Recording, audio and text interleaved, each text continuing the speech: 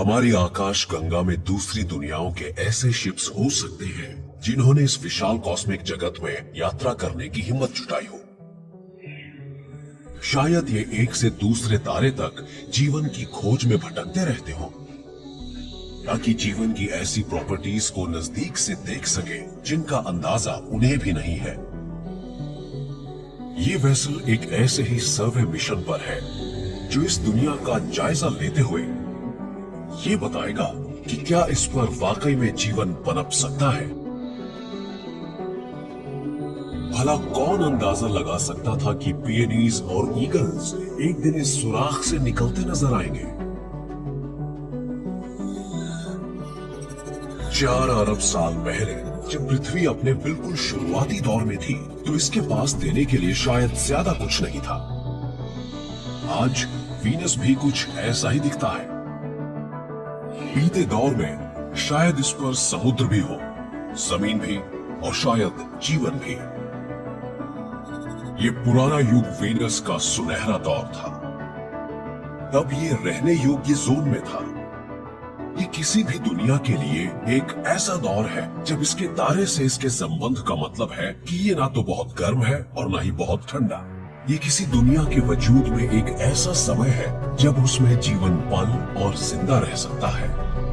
लेकिन रहने लायक जगह से जुड़ी खूबी एक अस्थायी चीज है जो किसी भी दुनिया में हमेशा के लिए कायम नहीं रहती।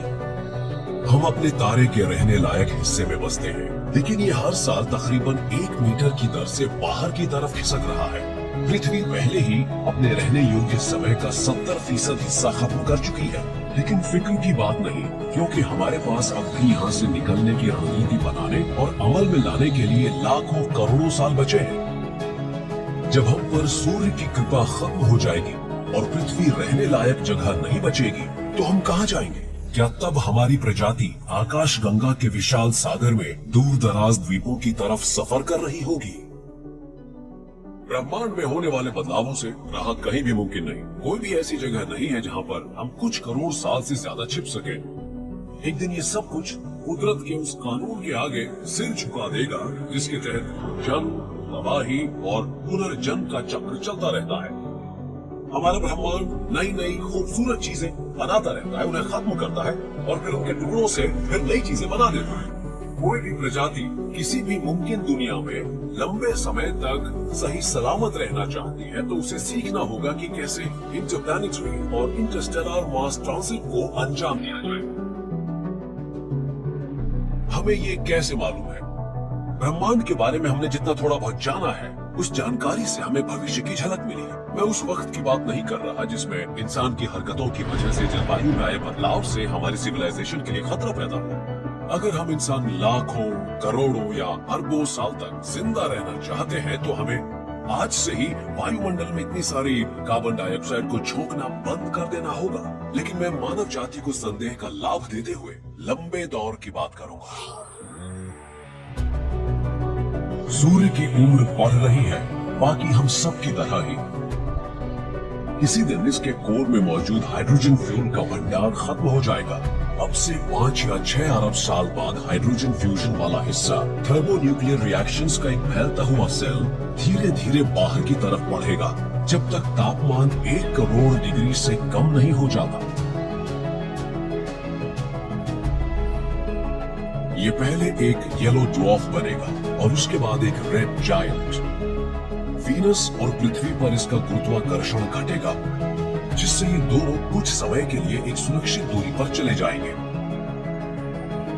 आकार में फूल चुका ये विशाल लाल सूर्य फिर मर्क्यूरी प्लैनेट को समेट कर निकल जाएगा।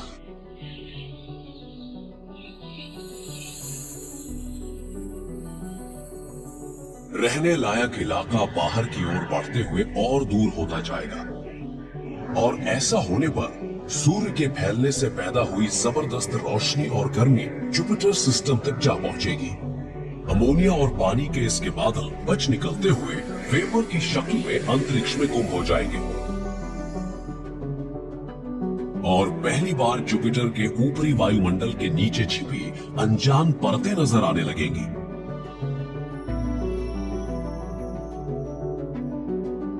क्या हम जुपिटर के इन जम चुके चंद्रमाओं में से किसी एक पर बस सकते हैं? यूरोपा और कैलिस्टो को घेरने वाली बर्फ की मोटी परतें पिघल जाएंगी, जिससे नीचे मौजूद तरल सागरों तक सूरज की तेज रोशनी पहुंचेगी, जो अब से हजारों गुना ज्यादा ताकतवर होगी। इससे पानी के वेपर्स की बड़ी मात्रा रिहा होने पर एक ग्रीन हाउस इफेक्ट शुरू होगा।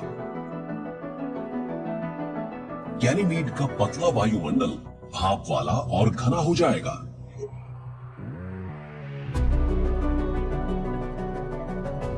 अगर इन महासागरों में जीवन मौजूद होगा तो उसके पनपने और फलने फूलने की नई गुंजाइशें पैदा हो जाएंगी, और ऐसा होते ही गैनीमीड इन्हीं जीवों का हो जाएगा। और ये अच्छा भी है, क्योंकि हम चाहेंगे कि हमारा अगला आशियाना सूरज से एक सुरक्षित दूरी पर हो। सौर विकास तो होगा ही, लेकिन हमारे पास नया घर ढूंढने से पहले 1 अरब साल है। कॉस्मोस में अपने इन नए संभावित घरों को ढूंढने के हिसाब से ये वक्त काफी है। ये है शनि। सूर्य ने इसके साथ ये क्या किया? सूर्य ने इसकी शान ही चुरा ली, इसके रिंग्स। और टाइटन, उसने शनि का एटमॉस्फेयर ही चुरा लिया।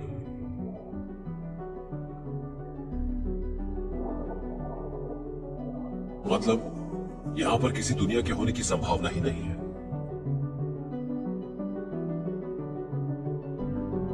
यह है नेपट्यून का चंद्रमा ट्राइटन। इस दुनिया को रोमन गॉड नेपट्यून के बेटे के नाम से जाना जाता है। ग्रीक्स पहले इसे पोसाइडन के नाम से जानते थे, यानी समुद्र का देवता। पहले इस समुद्र को किसी ने नाम नहीं दिया।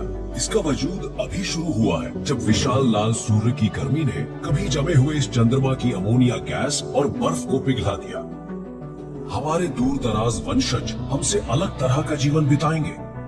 ट्राइटन का एक दिन 144 घंटे लंबा होगा, और सर्दियां होंगी बहुत ही बेरहम 50 साल लंबी।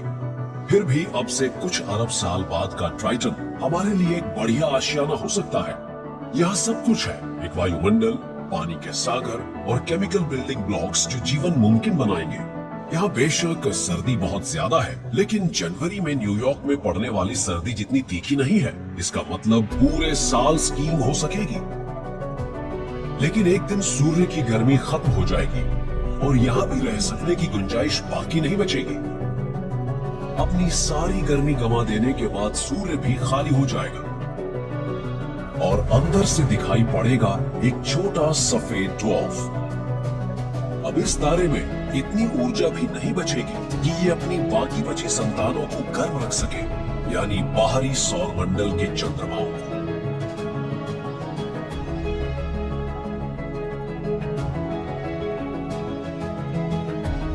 तो अगर हम किसी नए घर पर कुछ करोड़ साल से ज्यादा समय के लिए बसने की सोच रहे हैं, तो हमें और भी ज्यादा दूर तक सफर करना होगा।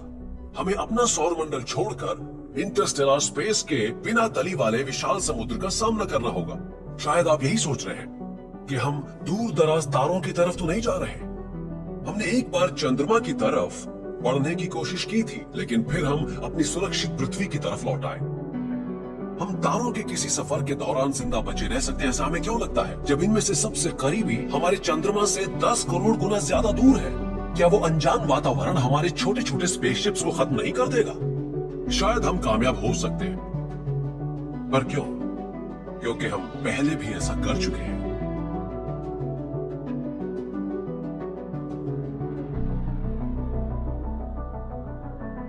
हम आकाश गंगा के द्वीपों वाली दुनिया के बीच सफर करते हुए फोटॉन्स को अपने पाल में पकड़ने की सोचते हैं। हिम्मत करते हैं कि वहां तक जाएं जहां से वापसी संभव ना हो। हम पहले भी यहां से गुजर चुके हैं। एक समय था जब कुछ लोगों ने अज्ञात को चुना था। उन्होंने अपना सब कुछ दांव पर लगाया अनजान समुद्रों के सफर के दौरान, और उन्हें अपनी हिम्मत का इनाम भी मिला। उन्हें धरती पर ही स्वर्ग मिला।